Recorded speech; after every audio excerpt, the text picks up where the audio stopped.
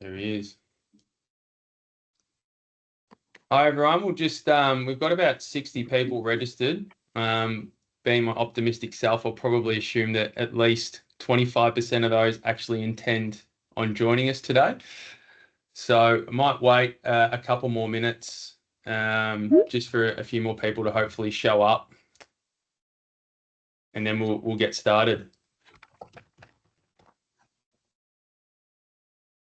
Just as a bit of a surprise for everyone at the moment, I've also got Adi and Ankur are going to help me out from time to time with a little bit of the content today. So obviously they come from different backgrounds and will have a lot to add in terms of the content of today. So first off, thank you to you two for joining in. Appreciate it. The late caller. Oh, good. No, thank you for having us. I don't know about good content, but we'll try, JP. I'm sure you'll knock our socks off.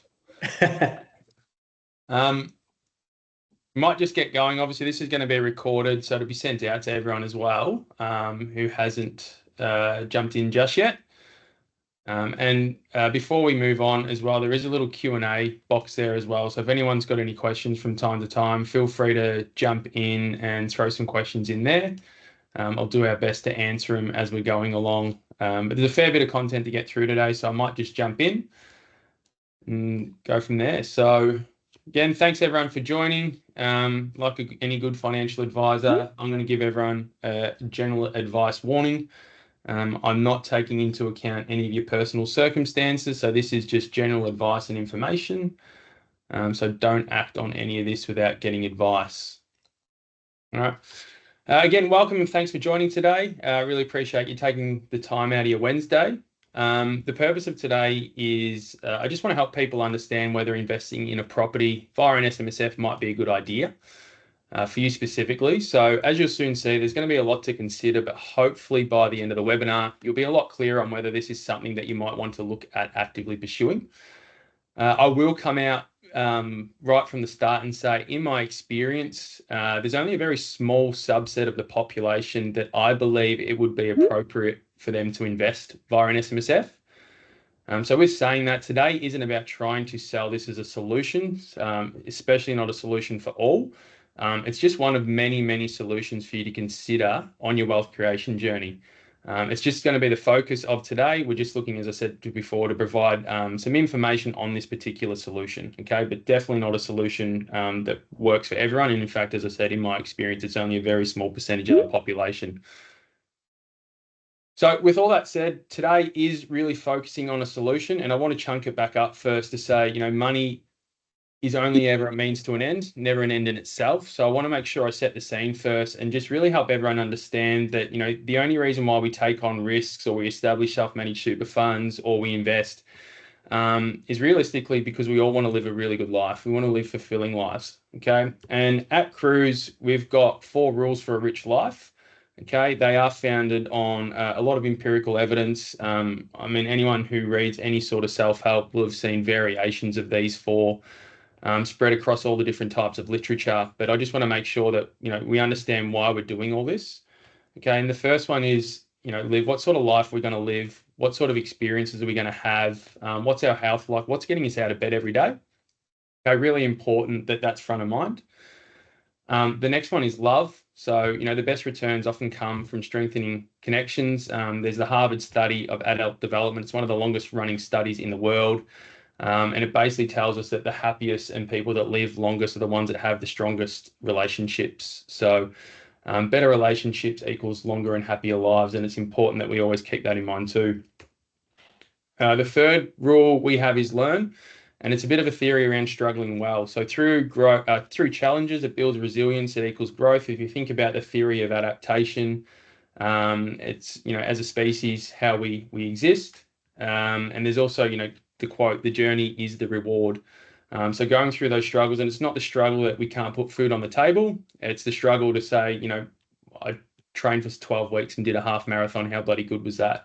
Maybe not a half marathon's a good idea, but you get the gist of it.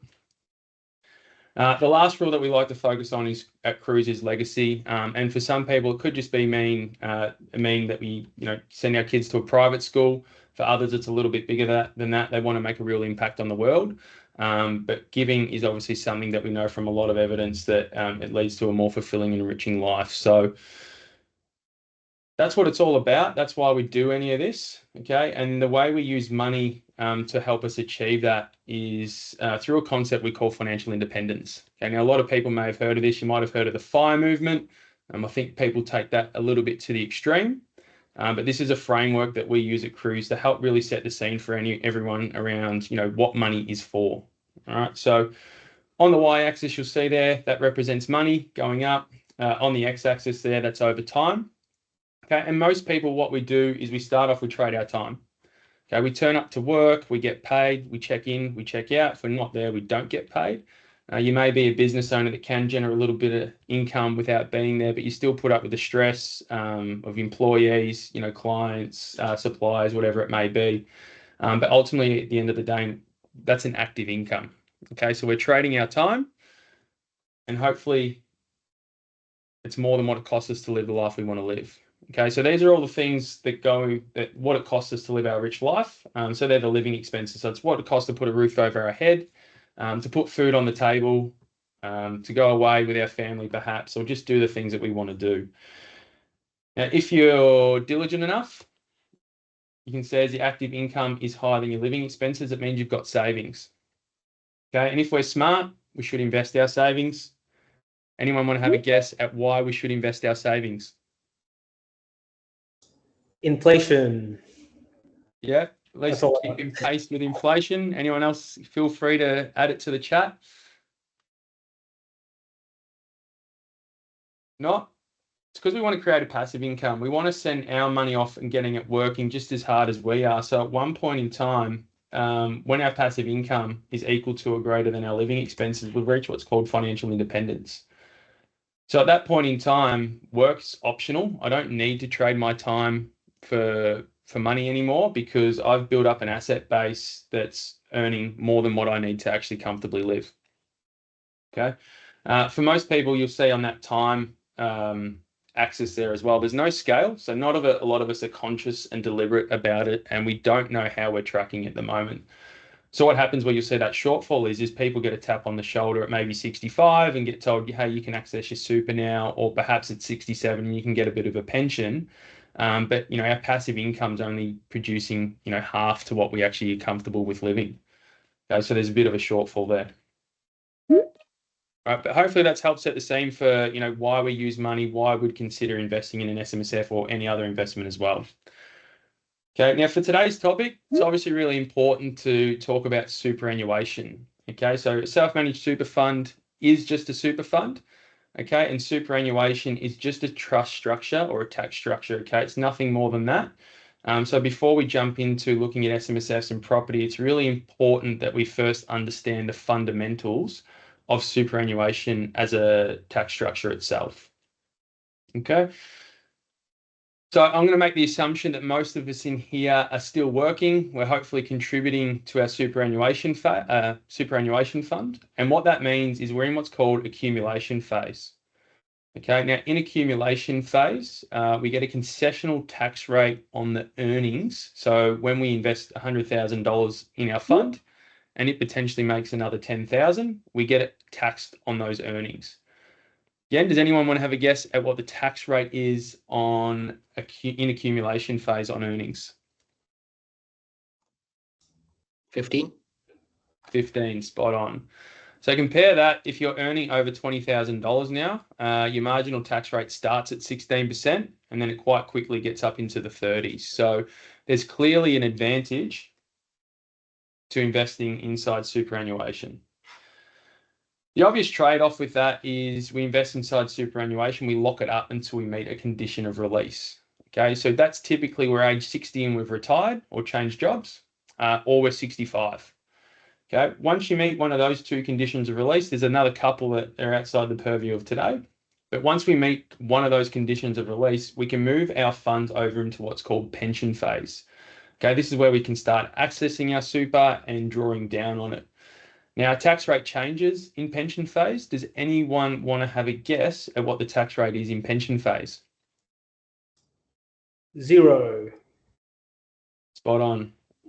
Someone's taught you well, Adi. Yeah, it's zero. So at the moment, an individual can transfer $1.9 million from accumulation phase to pension phase. From 1 July, that's going to go to $2 million. So in effect, you can have $2 million inside superannuation. And if you were to get a 10% return on your $2 million, that's $200,000 of returns that you can earn tax-free. You won't pay another cent of tax on that again while you're still alive. So it's quite literally the Cayman Islands of Australia. And it's designed exactly that way because the government wants to reduce the reliance on social security as we get an aging population as well. So how does that compare over time? All right, so we've run a little bit of a model here, and a few of the assumptions are it's a 35-year-old on 150K a year, and they've got $15,000 to save per annum, and they've got a starting balance of $100,000. Now, the returns are 6.84% in total. I've also excluded, some of you may be familiar with what's called a concessional contribution. So I'm not looking at the tax advantages of putting money into super pre-tax. It's just purely, if I've got $15,000 and I choose to invest it inside super or personally, what's the difference? As we can see, over a 30-year time frame, in exactly the same investments with exactly the same returns, exactly the same starting balance and savings capacity, just by investing in a different tax structure, you're about $800,000 better off. Okay, so pretty compelling when we can add a fair bit more to that via concessional contributions and a few other strategies as well. The other thing here, by investing personally, you'll also accrue capital gains tax, whereas inside super, if my tax rate is now zero, if I've got a CGT bill or not, it doesn't matter because my tax rate is zero. So in the scenario where I've got $2.8 million personally, if I wanted to sell down any of my assets, I'm potentially going to have additional tax to pay at that point in time. So superannuation, pretty effective vehicle to invest. This next section might be boring for a lot of us because I understand there's a few people in here who do work in the property field. Okay, but just for the people who may not be up to speed with it, I want to just go over a little bit of a property 101. So we've spoken about superannuation. If we're going to look at investing inside in property inside a super fund, we probably need to consider the asset class as well by itself. So, I mean, why would anyone invest in property? It's long been favoured in Australia for a long, long time, and there's several compelling reasons. So, and the first one is capital growth. So historically, Australian property has demonstrated substantial appreciation. Over the past 25 years, I think it was to 2022, the median house value in Australia had risen 412%. So that was a growth rate of about 6.8%. All right, so incredible growth opportunity. The other benefit of property is we obviously get rental income. So investors can generate a steady income stream through renting out the property, and that can also help offset some of the other holding costs associated with maintaining a property as well. The last one, and one of the most compelling reasons, particularly for some of the younger investors who have time on the side, is obviously leverage. If I can borrow money at 5 or 6%, and I'm going to get the income plus an average return of 6.8% in growth, why wouldn't I want to do that? Why wouldn't I want to amplify my returns and potentially turn, $100,000 deposit into, a couple $100,000 quite quickly? So by using the power of leverage and borrowing money off banks with a small deposit, you can get access to a pretty substantial asset. And leverage is obviously quite powerful. So in this scenario, we've run another model.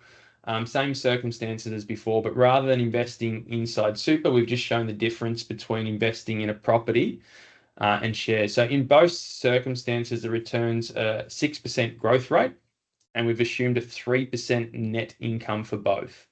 So I've disregarded some of the holding costs of property here and just assumed that it's consistent between the two.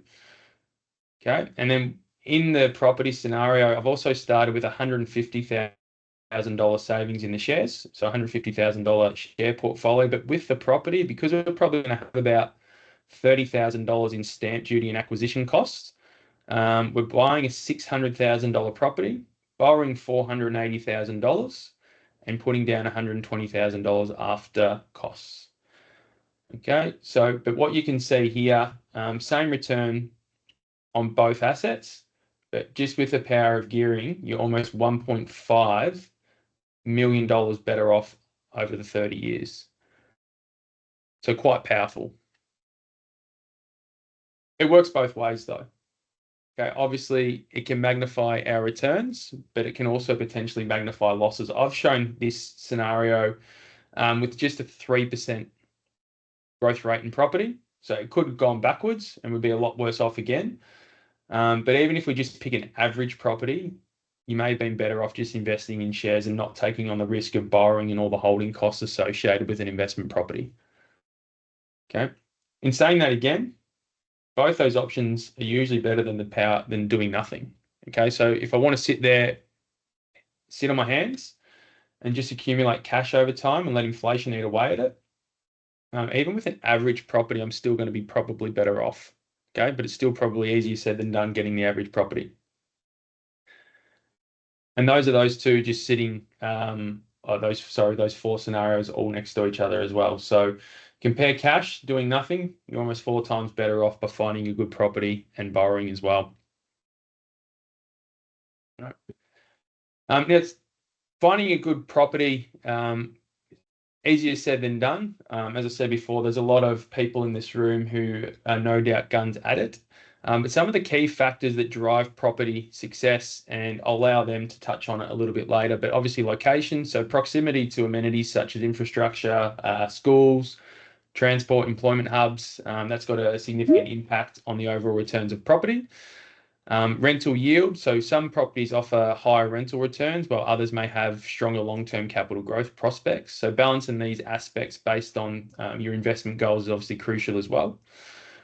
Another really important factor that drives property success is understanding the property's market phase. So be it a boom, correction, recovery, understanding the data can help inform better investment decisions. And then the last one is just understanding the differences between cash flow and tax. So although our property might be costing us more cash flow wise, if we're making principal repayments, it doesn't necessarily mean that we're going to be negatively geared. So having a really good understanding of your cash flow and tax position is also really important to building a really successful property portfolio. Okay. There's also a few different types of investment properties that we can consider. I haven't gone down the path of, going down each individual type necessarily. I've sort of grouped it up back into 3 main ones. And the one we all know is residential property. So this includes houses, apartments, townhouses that we usually rent to individuals or families. Residential properties are often seen as the most stable investments with consistent demand. Okay, so that's the one that most of us are familiar with and we all know well. The next one is commercial property. So this encompasses offices, retail spaces, and warehouses. Typically, commercial properties are used for business activities that involve customer interaction. So things like office buildings, retail stores, shopping centres, hotels, and restaurants. They're typically located in business districts or on main streets or in commercial zones. And their focus is a little bit on, the foot traffic, the aesthetics, and the accessibility to the properties as well. Commercial properties typically offer high rental yields. However, they do come with more complex lease arrangements and can be more sensitive to economic cycles. Then the last type of property we've got is industrial or a specialty type of property. These are typically used for manufacturing, production, storage, or distribution. Typically includes warehouses, factories, logistics centres, and heavy manufacturing plants. Typically located in industrial zones, so away from residential and commercial areas, and their focus is on functionality, space efficiency, and transport access. Okay, they also have longer term leases, but again, may face higher vacancy risk just due to their specialised nature. Okay.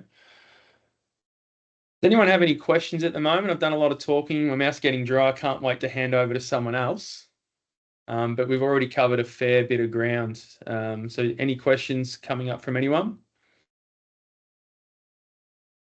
Would you say, JP, each of these 3 different types of property, right? Do they sort of, from your experience over the last, 10 years, have you seen that they play a specific role at a specific time for a person?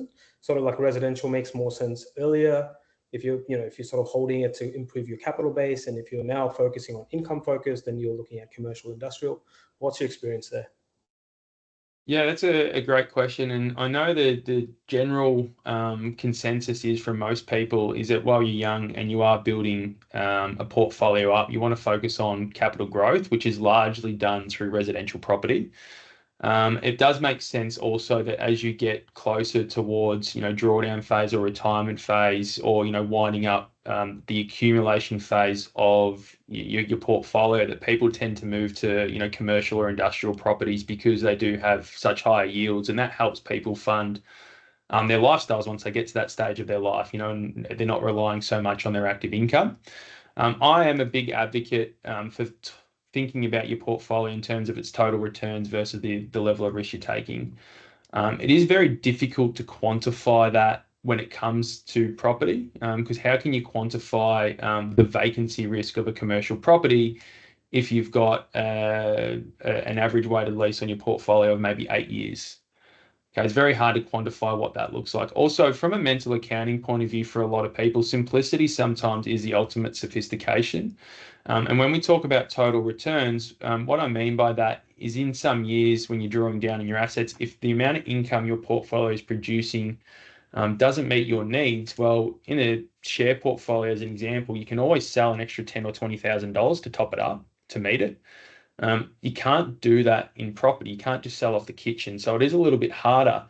But in saying that, again, when it comes to mental accounting, a lot of people are really comfortable with, my capital is my capital. I don't touch that. And whatever the income it produces, I live off. And it's a very quick heuristic for people to help them manage their assets and their cash flow. So in summary, to answer your question, mate, there's two trains of thought. It can be either one or the other. When it comes to property specifically, the trend is that most people start with residential property and then shift to the higher yielding asset classes. Okay. Hopefully I got there in the end. So how do we access properties inside superannuation? That's where self-managed super funds come in. Okay. Now, again, superannuation is just a tax structure, and there are several different types of superannuation funds. Okay. Now, they go on a bit of a continuum. So usually the more control you get in a superannuation fund, it usually comes with an added either cost, complexity, or responsibility to the person managing it. Okay. At the lower end of the control, and where there's less costs, complexity, and responsibility, is what we call industry funds. Okay. So an industry fund is something like a CBUS, Australian Super. They are pooled investment structures, meaning you're investing along with, potentially a million other members. You outsource the complexity and responsibility to a professional trustee to manage your money. But with that, you also get a little bit less control. In most of these funds, you might have 10, 15, 20 investment options. I know some of them are increasing the amount of investment options available for their investors or members. Okay, but typically it's a lot lower than some of the other options inside superannuation. Okay, because it is a pooled investment structure, what that means is your money is pooled with all the other investors and you buy assets together. So as people come in and out of that fund and the fund's selling down assets, you are paying tax along the way. Now, in an industry fund, that's not a direct cost to the investor. It is reflected in your overall performance of the fund. But it's really important to know that you don't have any control over your tax outcomes, and then over a long-term time frame, that can potentially really add up. Okay. But if you just want simplicity, a really set and forget approach, there are some really good, really cheap industry funds that will be a great option for a lot of the population. As we go up that continuum, so to get a little bit more control, but it does come with, a little bit more complexity and responsibilities, what we call a wrap platform. Now, traditionally, financial advisors have loved wrap platforms because we've got a bigger investment universe to choose from. We can help clients manage their portfolio, get diversification and access to better investments that may not be available on industry funds. The other benefit of investing in a wrap platform is you actually own the underlying asset yourself. Okay, so what that means is, as no other investors are coming in out of the same investment option, I own it through my wrap platform. I can effectively accrue unrealized capital gains. And then again, given I can transition to pension phase where there's a 0% tax rate, once I retire, all these unrealized gains I've got in my portfolio can move into that 0% tax rate where they can then be sold down with no tax consequences. Okay, so a little bit more control, but it does sometimes come with an additional cost. Usually most wrap platforms, you do need a financial advisor to use them, but you also have the complexity of managing your own underlying portfolio plus a cash account and a few other little things as well. The third type of super fund and why we're here is a self-managed super fund. So as the title suggests, it is self-managed. You have to manage it yourself. You can still outsource the complexity of doing so, but ultimately the responsibility will still rest with you as the trustee. Okay, now in an SMSF, you have a lot more control over your investments, and it's also an investment structure or superannuation structure where we can get access to things like direct property, crypto, alternative assets such as arts, collectibles, cars, things like that as well. None of these assets can be used for your personal use and enjoyment, so that's something to be really, really mindful of as well. But basically an SMSF gives us the most control over our investment choices. All right, so if we want to invest in property and use our super to do so, an SMSF, excuse me, is the vehicle to do that. Okay, now running an SMSF isn't something to be taken lightly. And directly from the ATO, they say, as a trustee, you need to have the time and the skills to set up an SMSF. You also need to have the time and skills to manage a self-managed super fund ongoing, and there's also going to be costs to manage it ongoing as well. Okay, as the trustee of an SMSF, you'll be responsible for operating your fund within the law. If you don't, you may face severe penalties and your fund may suffer tax consequences. Okay, so pretty scary directive. You do obviously have the option of appointing professionals to help you manage this and manage a lot of those responsibilities and the complexity of managing an SMSF, but ultimately the responsibility always comes back to the trustee anyway. Okay, so to set up an SMSF, you need to consider, on the next slide I'll show all the professionals that we consider, but you need to consider which professionals you want to appoint to help you. We need to consider whether we're going to use individual or a corporate trustee structure. Once we've decided that, we need to appoint the trustees or the directors of that trust structure. We need to create the trust deed. We need to get an ABN and register the fund, make sure it's a complying and regulated superannuation fund. We need to set up a bank account. We'll need to get what's called an electronic service address so we can receive rollovers and contributions. We'll also need to prepare an exit strategy for the SMSF. When's this thing going to be wound up at some point? You'll also need to make investment decisions for the SMSF, and those investment decisions need to be in the best financial interest of all the members. You'll need to formulate and give effect to an investment strategy that you review and update regularly while understanding and complying with the restrictions of the investments an SMSF can make. So it costs money to set and run an SMSF, and you might find that the fees you pay for an SMSF are more than you would pay in another type of super fund. Okay, every year as well, your SMSF needs to have an independent audit completed and also needs to pay a supervisory levy fee. Okay, so there's a lot to consider and a lot of professionals that you can potentially consider appointing to help you with the management of an SMSF.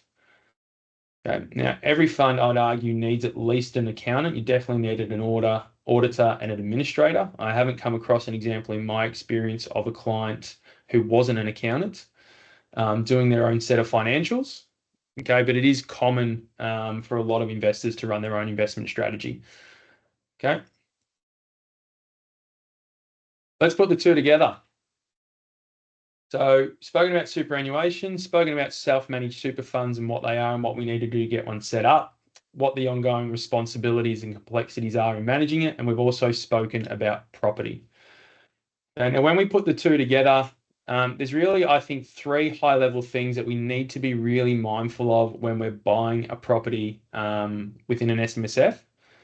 Okay, and the first one is just around related party acquisition rules. So I've had a lot of clients come to me and with investment properties, they need cash and they want to buy the investment property in a self-managed super fund because they don't want to get rid of it. You basically can't do that unless it is what's called a business real property. Okay, so unless it's a property being used for the purposes of running a business, you're not allowed to acquire that property off yourself. Okay, and there's also other restrictions around related party acquisitions with other assets as well. The next thing we need to consider when it comes to buying properties inside an SMSF is liquidity considerations. Obviously, we're buying a very large, lumpy asset. Okay, typically, getting into a property in Australia is 600 or so thousand. There are some, regional markets where we can obviously get in for a lot cheaper than that. But typically, if we've got a property inside someone's super fund, it's going to take up a fair chunk of that person's super balance. All right, and that's even more important to consider when we're getting closer to pension phase, when we want to start drawing down on our assets. So when we make a condition of release and we move our assets into pension phase, there are minimum drawdown amounts that we must take out of the fund every year. Now, at age 65, that's 5%. Okay, and the example I gave before was a net yield of 3%. So unless we've got other cash or contributions going into the fund, the rent alone, after all the other expenses of the fund, probably aren't going to cut it. Okay, so there's other liquidity considerations to consider with an SMSF, a property in an SMSF as well. But one of the main ones is obviously when you get to drawdown phase, how are you going to fund all these repayments and also benefit from the tax-free status afforded to pension accounts? Okay. The last one is just around maintaining and improving property rules. Okay, so basically, in a nutshell, you need cash to do it. You can't borrow to improve the structure of a property. Okay, it needs to be done with cash. So if you have things go wrong, it's incredibly difficult to get money out and fund it. Okay, well, and just on that point, what I'm going to do, I'm going to now finally hand over to someone else, Ankur. He's going to talk us through what borrowing inside an SMSF looks like and how it differs, from a typical residential loan. So, mate, over to you. Thank you. Thanks, Wayne. Thanks for setting up the base so well. So makes my job very easy for the day. So yeah, borrowing in SMSF is like kind of I would say, a new fashion statement or a new thing to do. So what I have seen, at least, I'm not a very old in the industry guy, so I can't say, but I have seen quite a lot of people getting onto the SMSF bandwagon to purchase just another investment property. And the biggest thing that kind of underlines that kind of a new trend is the borrowing inside SMSF is independent of the personal borrowing capacity of a person. I'll say that again. The borrowing inside SMSF is actually independent of your personal borrowing capacity, which is kind of the biggest advantage is what I've seen for investors, because in this current environment where the interest rates are quite at peak, plus 0.25, we are seeing people struggling with their borrowing capacity because they've already got some debt at 2% maybe, and now they just can't service any other loan. So SMSF borrowing gives them an option to buy the next investment property, and the borrowing, because it's independent, so it doesn't matter if you've exhausted your personal borrowing capacity, you can still go and buy, let's say, 1 or 2 investment properties in your self-managed super fund. So I think that's the main advantage I see in today's market about borrowing in SMSF. But going into more detail, the borrowing inside SMSF is calculated very differently, and it's quite easy as well, I would say, because the borrowing is calculated based on 2 variables that are firstly the super contributions that the guarantors are making. Let's say a mom and dad want to combine their super funds and want to buy a property inside their SMSF where both of them are guarantors to the super fund. So the lenders will see what the employer contributions, or as a self-employed, what are they contributing during the year, that will be one income for servicing that debt. And the second income would be the rental income that would come from the potential investment property that they are planning to purchase. So both these incomes are taken along with any expense inside SMSF. And for a new SMSF, there wouldn't be any expense except the accounting expense on an ongoing basis. So these three things, and yeah, that just calculates the borrowing capacity inside SMSF. It's so easy for the first one. And yeah, like the rates are a little bit higher than what is inside a normal residential personal borrowing, because there are no banks in the SMSF space who do lending. They're all non-bank lenders. So their rates are a bit higher, say 60 to 70 basis points or even 1% higher than a normal residential borrowing. So that would be somewhere around, for a 70 LVR, somewhere around late sixes, and for a 80 LVR around 7.2, early sevens, that kind of thing. But also, while I say that 70 or 80 LVR is most of the lenders that they do, but there are also lenders who would lend up to 90% of the market value of the property in residential space, but the rates get even higher, like late sevens to early eights in Super Fund. So that's more of a very high level general view in lending side of SMSF.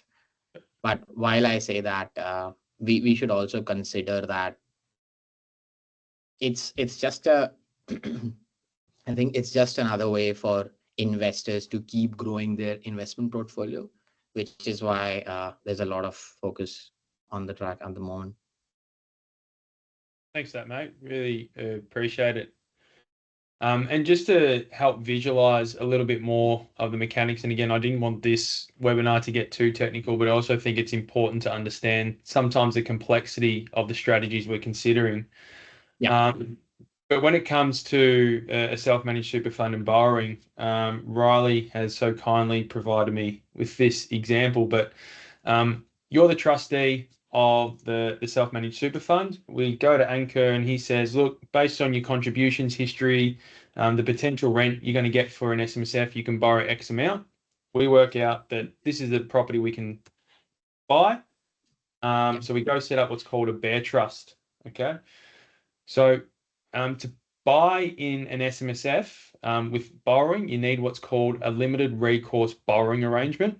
And what that means is, so you can only use that loan to purchase what's called a single acquirable asset. So what that means is you set up a bear trust. The loan agreement is between the bank and the bear trust, but you as the trustee and members are the guarantors. Okay, the bear trust legally owns the property, and the bank only has recourse to that one property inside the bear trust. It can't come after any of the other assets of the SMSF itself.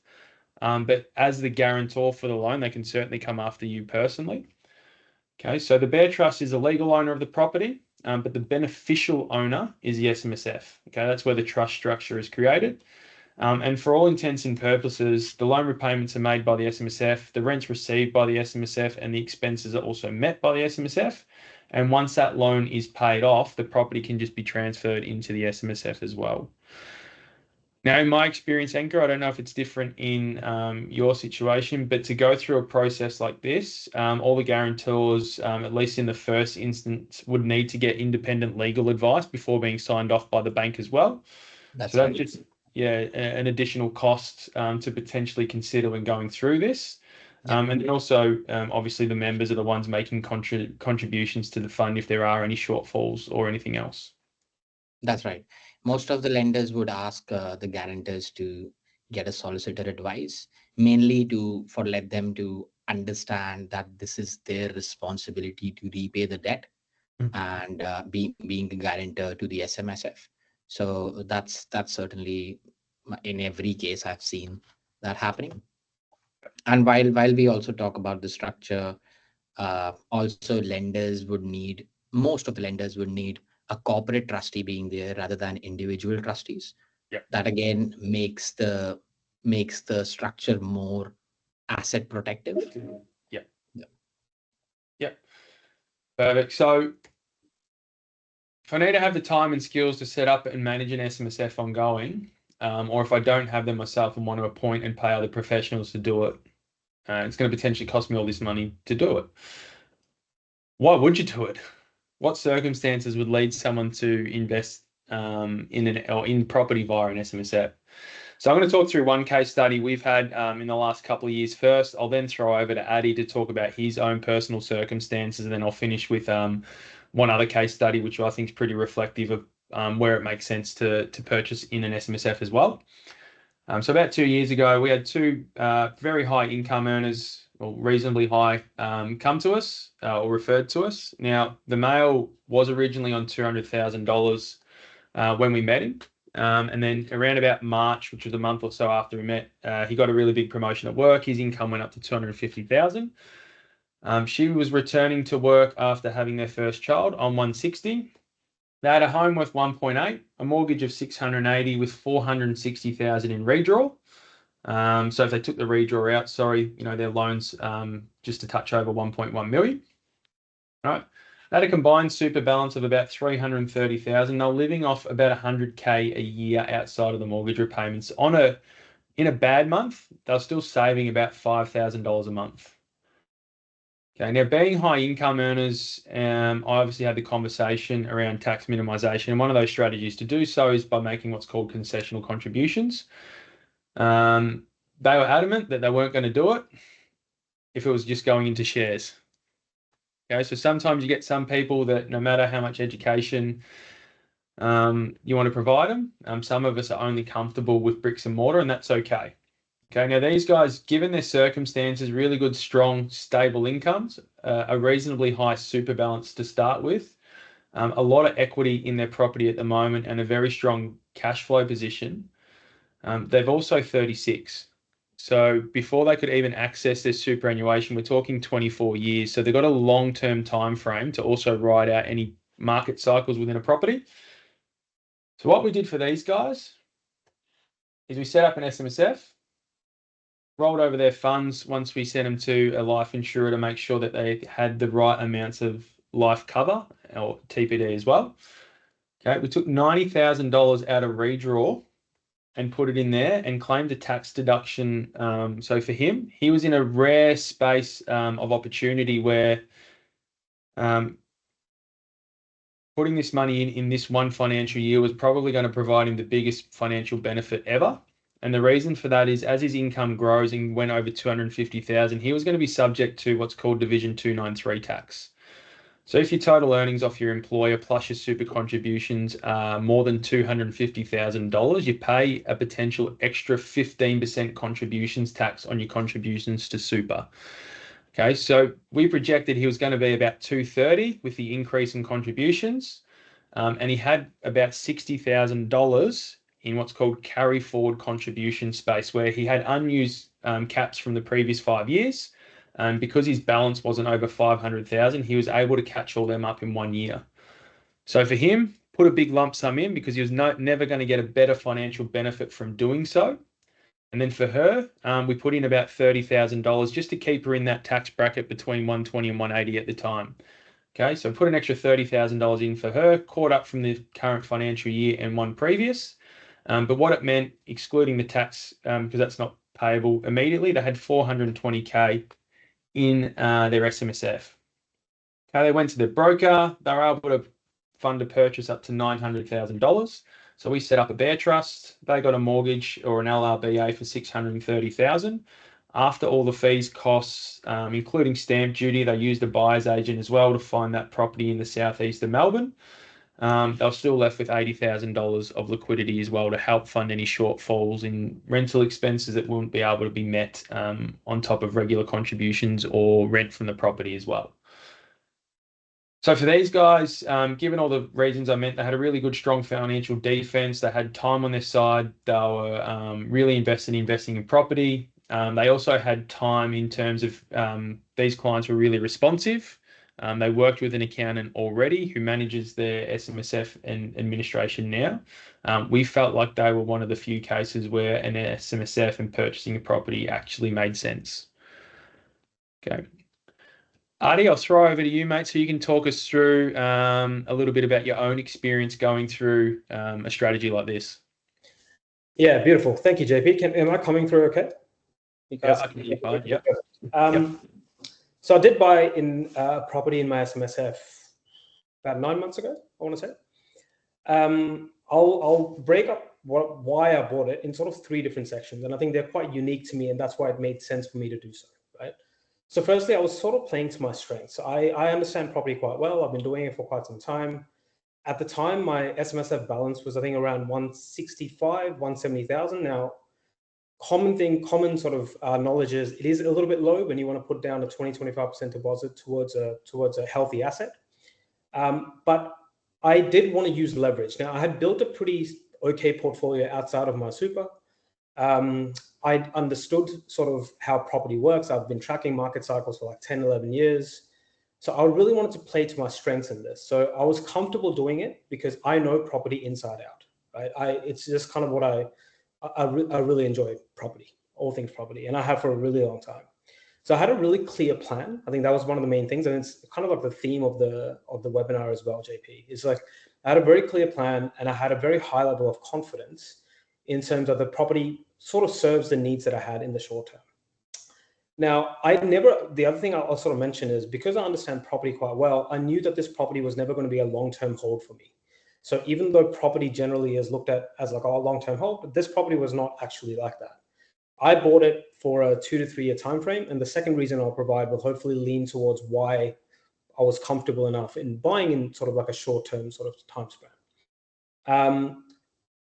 Just to sort of fast forward, it's been 9 months now since my property settled, or about 8 months now. The property is probably worth about 25% more than what I bought it for. So it's sort of playing out the way I had sort of planned, I guess. I mean, again, I can't predict it down to the percentage, but it has sort of played out the way I had planned. Again, it goes back to my original reason, is because I understand property. I understand property market cycles, and this is sort of what I enjoy doing on a day-to-day basis. The second reason I thought was quite unique to me was I was also leaving my PAYG job about 9 months ago. I was getting into business ownership. I was becoming self-employed. So because I was becoming self-employed, my, whatever, 11.5% contributions that would happen on a fortnightly basis, I knew they would stop.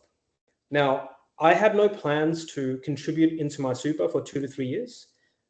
And I didn't want my super balance, the 170K, to sort of sit there stagnant with no contributions happening and just working off a very small base. So I put my thinking hat on and I thought, well, I've kind of built a portfolio outside of super. Why don't I leverage the knowledge that I've already built up in sort of growing that SMSF balance using an asset class that I really understand?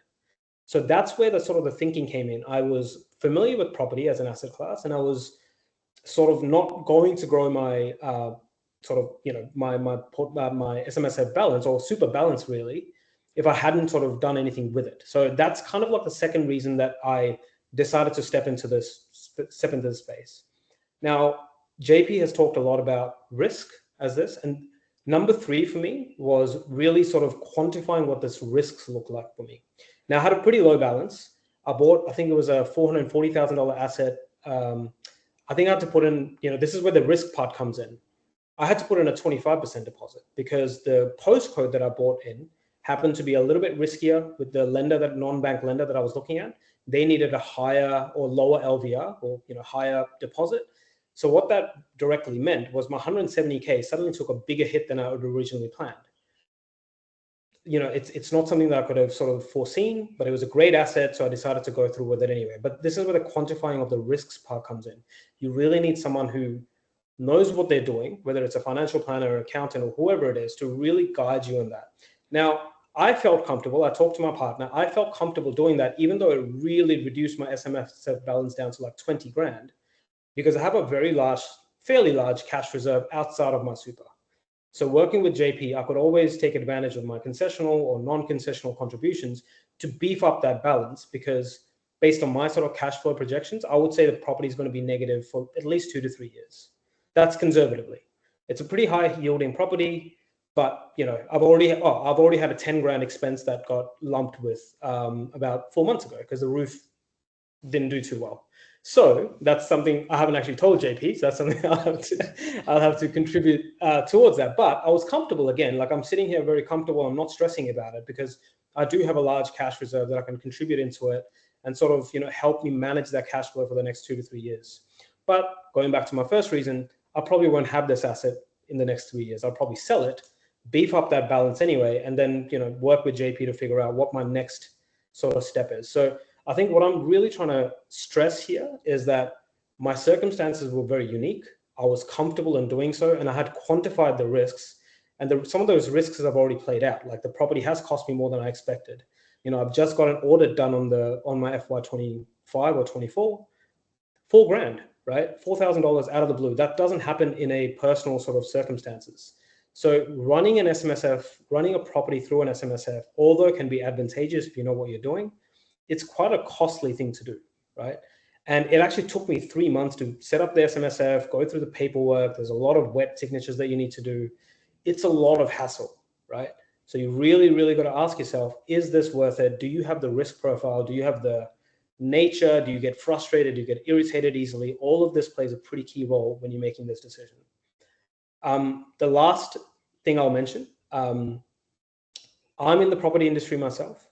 I see a lot of my colleagues in the industry talk about, if you run out of borrowing capacity, just buy a property in your SMSF. I think it's a little bit one-dimensional the way they sort of present it, because it obviously doesn't go into all the nuances that I've talked about. So probably one of my big takeaways from this is please, please, please talk to a professional. I didn't have a JP in my life 9 months ago when I decided to do this. But again, I had gone through the due diligence process to actually figure out if this is the right thing for me. Please don't fall into this sort of trap of, someone, my buyer's agent friend or some guy who's bought property in his SMSF has bought it. I've bought it now as well. I'm now lumped with a house and land package because, I saw a comment around that as well. Just things can go awry really quickly in this space. And this is sort of, even though if you, like, I'm in my mid 30s, I'm 25 years away from retirement. But if I made a really wrong move here, right, and my sort of SMSF balance or my super balance took an absolute hit, it puts me so far behind when 60 comes around. So if we go back to that graph that JP had, the 3%, the 6%, the cash, the shares, lean into your risk appetite. Do you want something that's a bit more passive? Do you want the headaches of all this stuff? Do you really know what you're doing, or do you want to work with someone who knows what they're doing? Factor all of these things in and really figure out if you have the cash flow to support this. Because if you have a low balance, the last thing you want is for a $10,000 roof repair to come and you're like, my life is over. So just something to think about. I'll get off my high horse now, JP. Hopefully that adds a bit of color to why I decided to do this. So yeah. No, I really appreciate you sharing your story. And I think the main thing to take out of all that is just, whether you do choose to use a professional or not. I obviously advocate for using one. I've got an incentive to say that too, obviously, but the importance of having a plan and people that have learned some of the lessons before and seeing some of the blind spots you can't see is obviously incredibly important. This is a strategy that can be used by some people, but all those people that it still is applicable to, they need to go through this process to make sure that all the risks are covered, all the exit strategies and everything else is well documented and understood prior to just going to your accountant saying, let's set up an SMSF, I want to get going. So yeah, really appreciate that. Thanks, mate. And also, Anthony, noted your question. We'll get to that at the end. So we've got another case study, which I'll just share my screen again. We'll get through. And then we'll get onto the question section as well shortly. So I think one of the main scenarios we see where an SMSF is more likely to be appropriate for someone is when there is a business. Okay, so this is about 4 years ago. So what we did for these guys is we set up an SMSF, rolled over their existing super funds. They didn't have any insurances and also couldn't get any more insurances due to varying health reasons. Okay, and then what we did is we acquired in the SMSF that first business property. Now, I mentioned before there's some related party acquisition rules that we need to adhere to, but if it's a business real property, it's an exception to the rule, so they could acquire that property. And we acquired that property by what's called an in-specie contribution. So this property was acquired by the SMSF, and it was considered to be contributions by the members to get that in there. Okay, so straight away we've just increased their super balances by about 255,000. In order to do this, we also had to get a proper commercial valuation, because all these acquisitions of any related parties needs to be done on commercial terms, so at arm's length.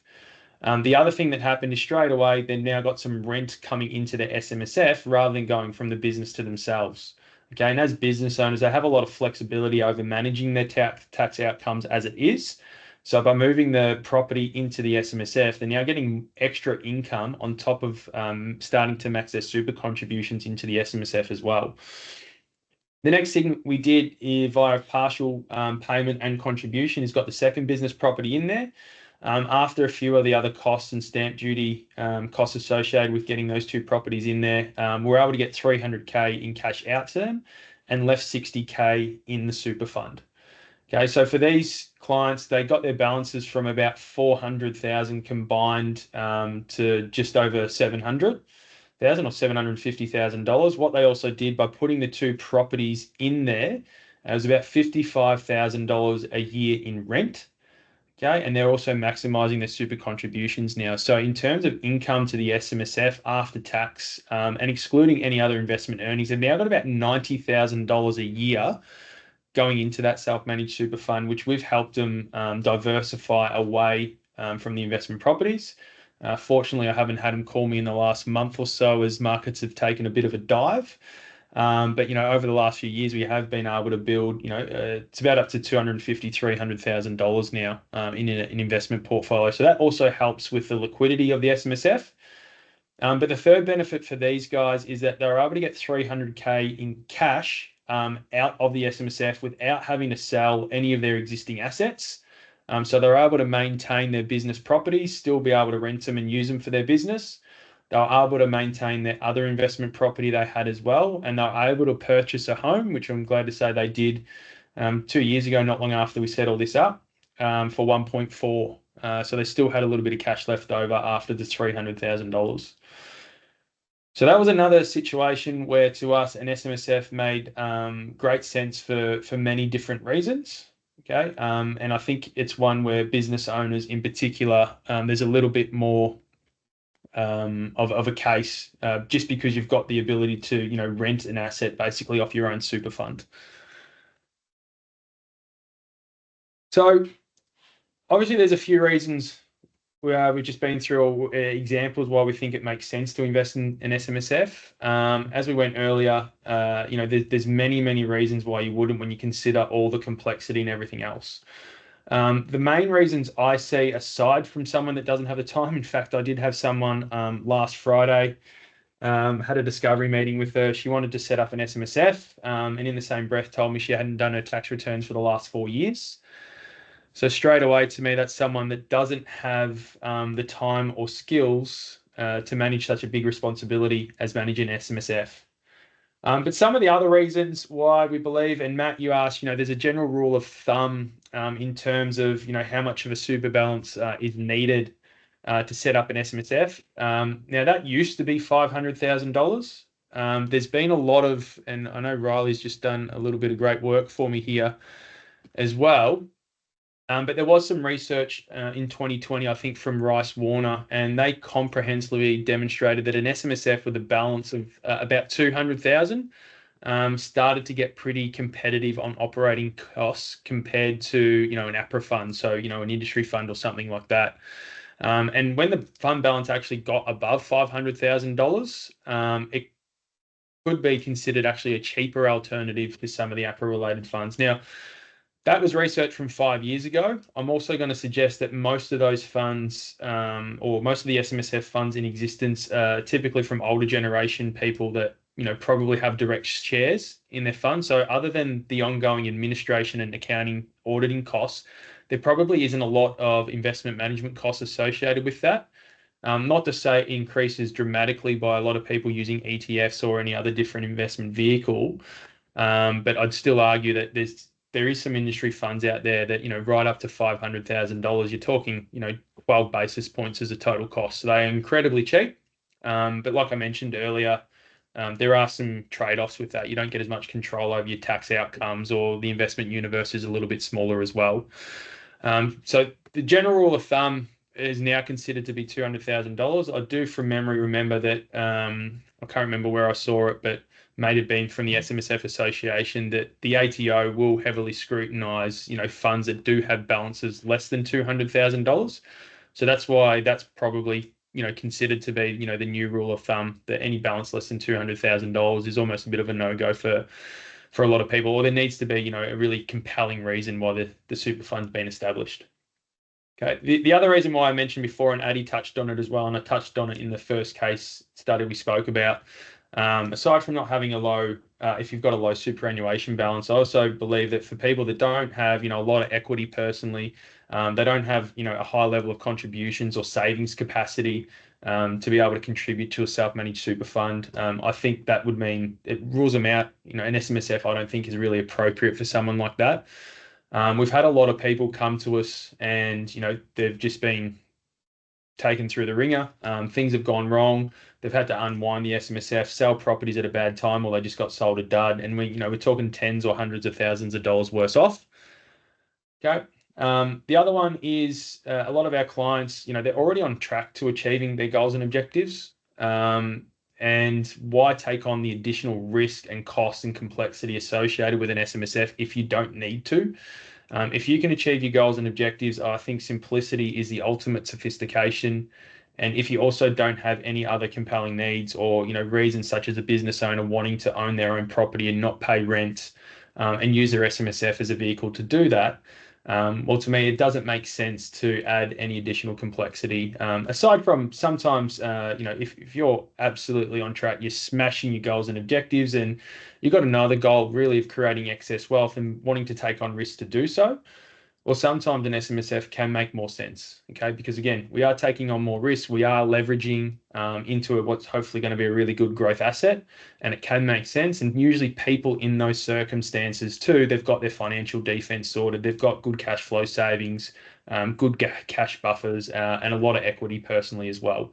So they're the sort of people that can typically withstand, any lulls in the market, or, unforeseen risks that, do appear from time to time. One of the other ones is obviously being close to drawdown phase. So I mentioned before that, if you've got a really high yielding property, I think most of us can probably agree, even after cost, if you're getting 6-7% from a commercial property, maybe even 8%, that's pretty good going.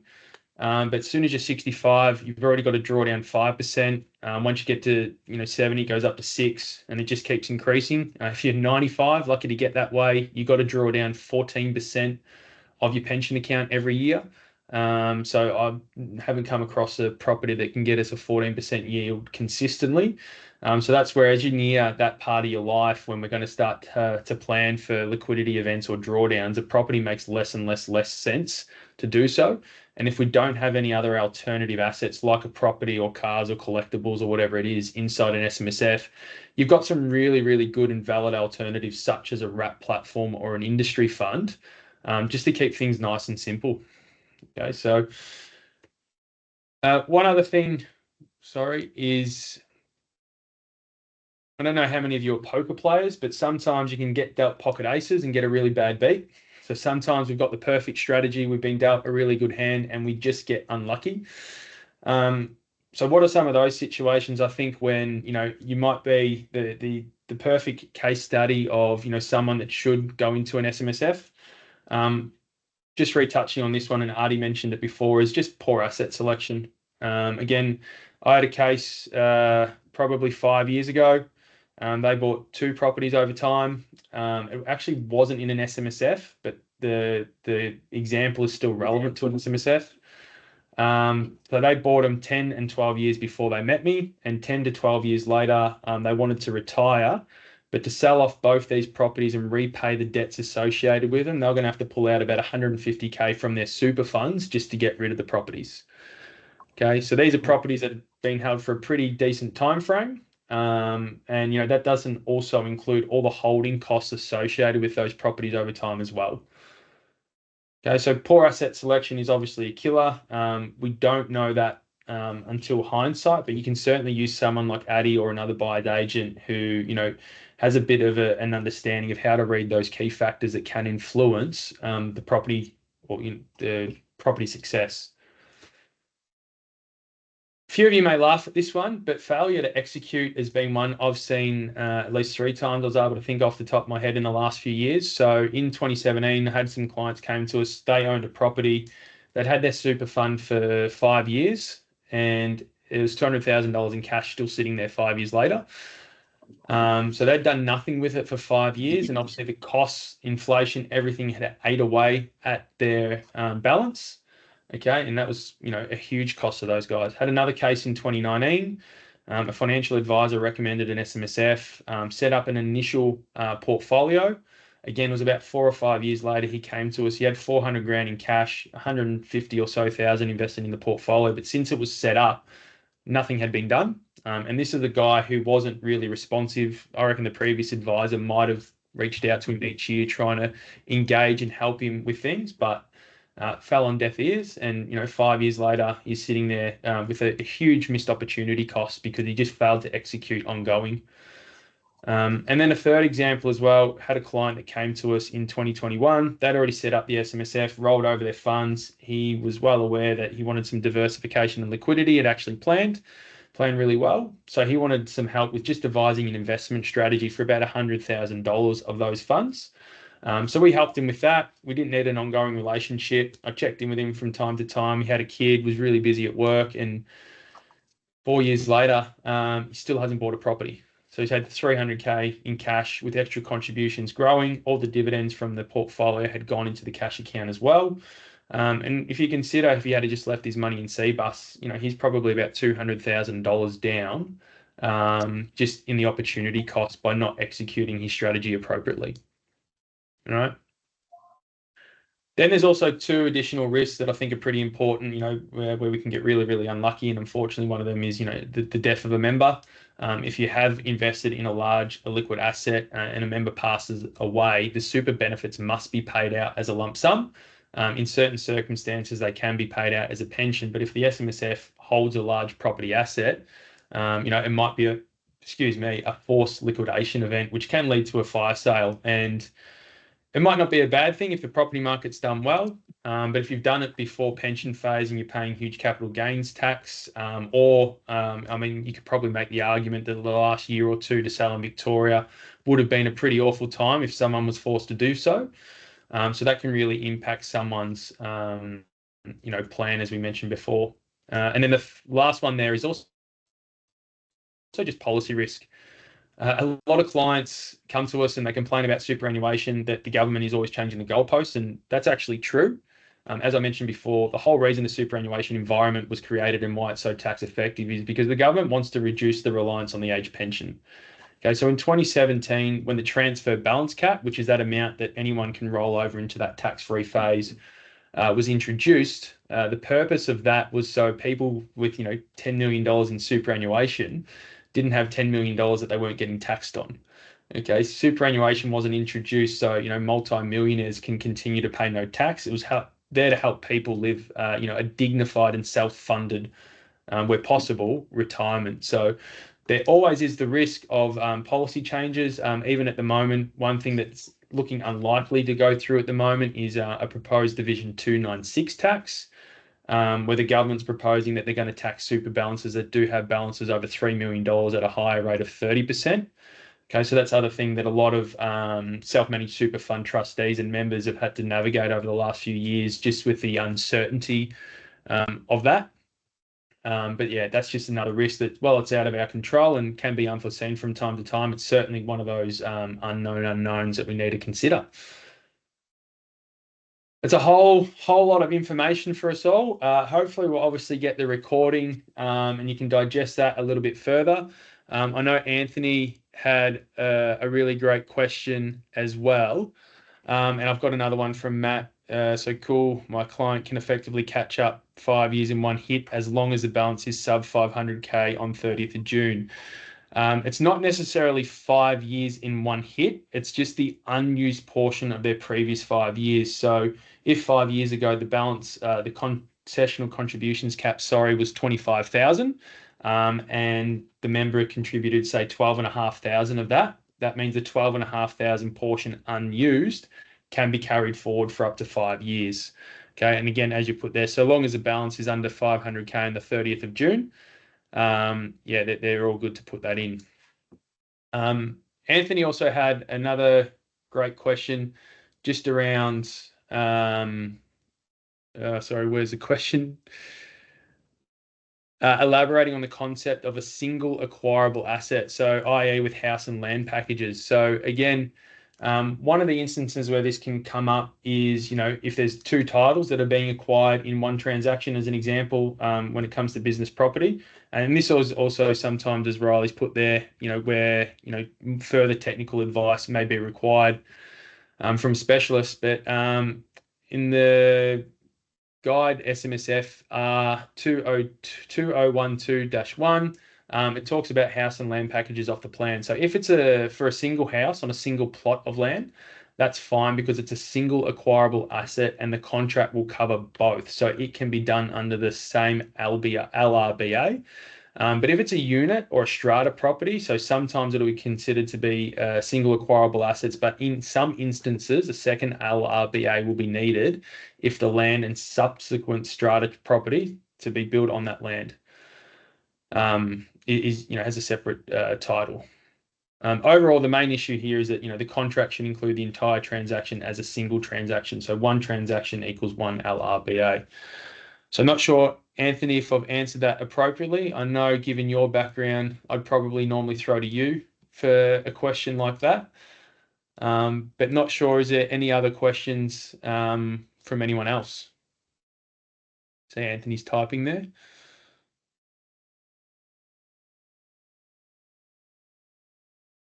Yeah, insurances inside SMSF. So a part of your investment strategy, you also need to consider the insurance needs of members. So it is a requirement for the trustee of a superannuation fund.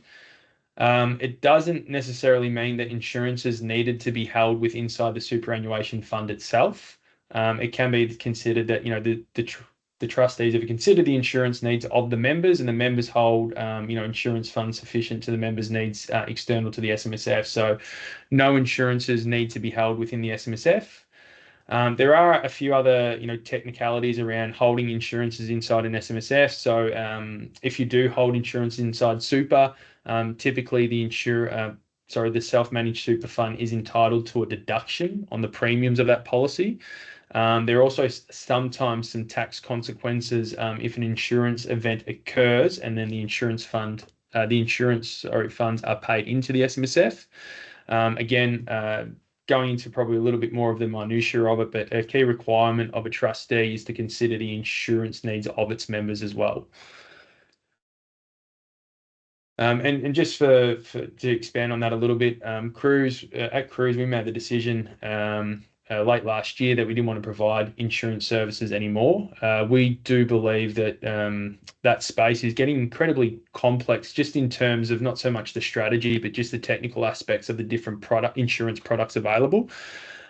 So we made the decision to transfer that to an insurance specialist. So we work with a couple of insurance specialist life advisory firms that just do life insurance. So if anyone is looking to have any of their policies reviewed, happy to send through an introduction to some really great operators in that space.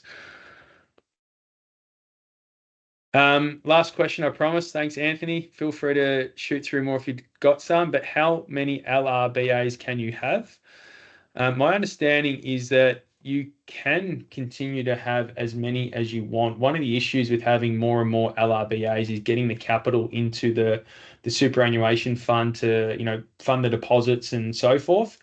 With an LRBA, you can't use the equity created in that property to borrow against it again. So it's a single acquirable asset and it's a limited recourse nature, meaning the LRBA can only be against that one security, and that security can only have the one charge over it.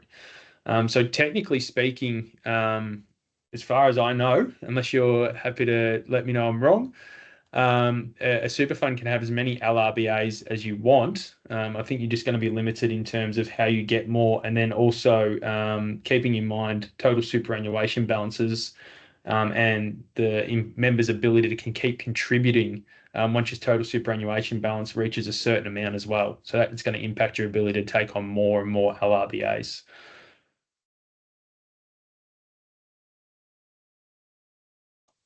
Thanks for that. I'll see you at school pickup one day, and hopefully you'll let me know if I was correct. Ankur, I saw you were typing as well, so I'm not sure if you've got a question. Feel free to shout it out if you like. Yeah, I'll just ask it over here. Just on insurance, I've seen some clients keeping a minimal balance in their industry super fund, just retaining a little bit of balance to keep their insurances within the industry super fund while rolling over most of the funds in the SMSF. Is that something which is legally allowed and acceptable? I don't know. Yeah, absolutely. I mean, typically your standard insurances or default insurances that are provided by an industry super fund, they're frowned upon. They are, their terms and conditions and definitions inside the contracts aren't usually as, let's say, strong as some of the retail insurance funds. But for many varying reasons, and I mentioned the case before of clients that they didn't actually have insurances, but they were precluded from getting any more. So in a circumstance like that, where you've got someone that wants to roll their money into an SMSF for potentially many very different valid reasons, but because they can't get any new insurances, but they have a need for it, sometimes the best thing to do is actually to maintain your existing insurances inside your existing superannuation fund. Okay, and a pretty common strategy that people will do is they'll roll over, maybe leave $10,000 in their existing super fund and roll over the balance into the SMSF. There's a few things that people need to be mindful of when they're doing that. The government introduced some laws, I think it was about 2017. So if you had a really low super balance and you also weren't contributing to your fund for a period of 16 months, if you hadn't opted in as well to maintaining in your insurances, effectively the superannuation fund could just cancel your insurances. Okay, so there are a few things that you need to be really mindful of when implementing a strategy like that, but it is a really valid strategy for those that need insurance but can't get it anywhere else. Yeah, that makes sense. I think some of those clients also are kind of cost restrained by going outside and try to keep it on a cheaper basis inside the retail super fund. But yeah, that's a good point to look out for if they are not contributing in future in the next 16 months and how it goes. Yeah, exactly right. And most of the the superannuation funds just have what's called a simple opt-in form. So you can tick a box to say that, despite whatever happens to my circumstances, and as long as I've got the funds,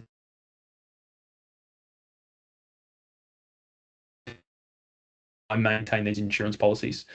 So that can reduce the risk that, the insurances just get cancelled, but you also still need to make sure that you've got enough funds in that superannuation account to pay for the premiums. Awesome. JP, last question from me. One question from me. The reason I guess we decided to work together, right? I had devised my own little plan, right, in terms of sort of transitioning from residential to commercial and becoming more income focused. Now, we are obviously talking about the super tax structure specifically here. My intention here, like as I sort of said in my little piece, was 2 to 3 years, sell the property off, beef up my bank, sort of my super balance. Now, you touched on the point that you like to look at it as total returns and not just sort of be income focused. Mm-hmm. Can you just sort of touch on that a little bit more? Because you would explain that really well in the sort of the comment that you put on my post, which made me reach out to you. Can you just sort of explain that a little bit more? What does that look like? So if I do, let's say I'm 40, right? I've got this transition plan. I want to start generating some level of income to actually scale back work. What would that actually look like without going into a commercial asset? Yeah. So, I mean, just first off, to come back to the total return versus income investing conversation, and the way I frame this to you, Adi, is let's say I had 2 assets, okay, both exactly the same amount of risk. Okay, as I said before, it's very hard to quantify what risk looks like when it comes to residential properties. Okay, but let's say it's a really diversified portfolio of shares versus a commercial property. Okay, if my commercial property was expected to grow by 1% per annum over the next 20 years, but it had an 8% level of income, okay, versus a share portfolio, which you might see the US stock market behind me, or even a really well diversified fund, that might only provide 3% income a year, but you might be getting 7%, 8% in growth a year. Okay, so the income investor was going to prefer the commercial property, even though you're only getting an 8% return overall, just because one of the variables or one of the return metrics is higher. Okay, whereas the other person who's focusing on the total return of their portfolio is actually going to get 11%. Okay, so they're getting the 8% growth, they're getting the 3% income, and you're taking the same level of risk. And modern portfolio theory does state that any rational investor would want the highest level of return for the least amount of risk. Okay, as I said, really hard to quantify what that looks like. And one thing we also know is that very few of us are rational at all times. Okay, and because of that, we use simple heuristics and biases to help us make simple decisions. And that's why I think income investing is a really, it's a sexy narrative that it's really easy for us to understand. Because as I said, this is my capital, that's my capital, I don't touch it, and I get income and I just live off that. Okay, to go through each year and think, okay, well, I got 3% income, I got 100,000, but I need $150,000 to live. My balance only went up by 30,000. Can I sell down 50? It's a bit of a harder thing for us to manage, and we don't like complexity again while we go back to heuristics. But if we were sitting back and looking at it from a very rational, just in a spreadsheet perspective, to me, it doesn't make any financial sense to disregard the total return of your portfolio or the expected total return of your portfolio and just favor income investing. The other counter to that is if my capital asset is only going up by 1% a year and my yield's 8%, if inflation is 3%, because the capital or the value of my portfolio isn't increasing in line with inflation, technically speaking, my level of income is going down each year against inflation. Okay, whereas if my capital amount is going up by 7% and I'm still retaining a 3% yield, that 3% yield is actually growing as well. Okay, so that's another thing to potentially think about. JP, can I just have just a different angle to this, right? So the 7% returns, or they're sort of long-term returns, right? But if you see what's happening in the US stock market at the moment, right? Obviously, we don't always focus on the now, but we are talking about a phase of life where we are relying on the income to pay for life. Mm-hmm. So I pick up a commercial asset. I know for a fact that I have a 5-year lease in place, that I'm going to get that 6% net yield. I know I'm going to get X amount of dollars coming into my bank account every single month. The 7% return is a long-term sort of metric, right? Mm-hmm. Some months, when Trump decides to, talk about tariffs, mm-hmm. the stock market will take a bit of a dip, right? But if you're sort of relying on the income to live day-to-day life, mm-hmm. is that your role to play as well, to sort of help us balance what that looks like, right? I mean, yes, total returns over 30 years is 8%, but I need the income today. Yep. And my stock portfolio is down by 15%. Yeah, really great question as well. And there's what's called a bucketing strategy, which is really effective, and a lot of advisors will implement this for a lot of their clients. So what it tells us is that you've got a bucket for maybe 12 months worth of expenses and another bucket for your next 2 potentially. And I've got a story about a commercial property owner who really recently we just met that I can talk to as well. But having a bucketing strategy in place where you've got some cash to meet your really short-term assets and then potentially term deposits or something like that, to meet your short-term cash flows, and then potentially term deposits to meet year in 2 and 3. What that means is for your share portion of your portfolio, you can allow that to be invested fully without needing to draw on it for potentially up to 3 years. And that also doesn't include any of the income that comes in from those assets into those other 2 buckets. Okay, so having a strategy like that can place buffers in between, you and potentially needing to sell down any of your portfolio when markets are depressed, like, what's happening in the last couple of months. And then again, that's really no different to a commercial property. So we've been really recently introduced to a client that had he reckons it was worth $21 million pre-COVID, a commercial property that a Telstra shop was actually operating out of it. COVID hit, lost a tenant. value of that property went down. He sold it really recently for 14 million, and he had debt on it.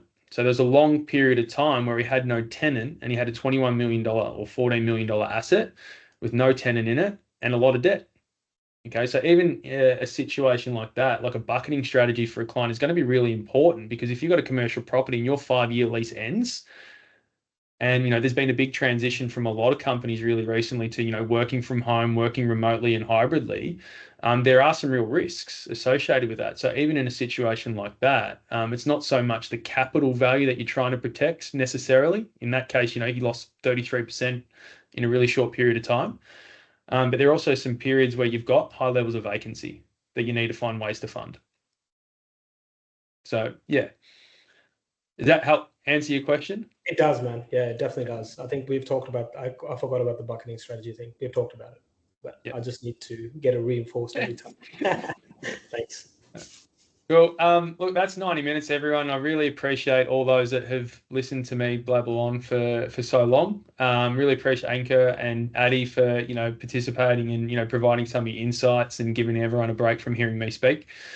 This will be recorded, so we'll send it through to everyone. Hopefully everyone's got some value out of the information we've discussed today. And really helped everyone make an informative decision around not just if SMSFs and property are the right decision for you, but obviously there's some real power and superannuation's a pretty tax effective vehicle. So if you're not looking at it and you're not making sure it's doing the right thing, whether that's in an SMSF or not, at Cruise, we're happy to have a conversation. Happy to see how we can set you up on the right path. And if not, good luck managing it all for yourself into the future. And best wishes. Hope you do well. Thanks, everyone. Thank you. Thank you, JP. Thank you, Appreciate it. JP. Bye. See you guys. Cheers.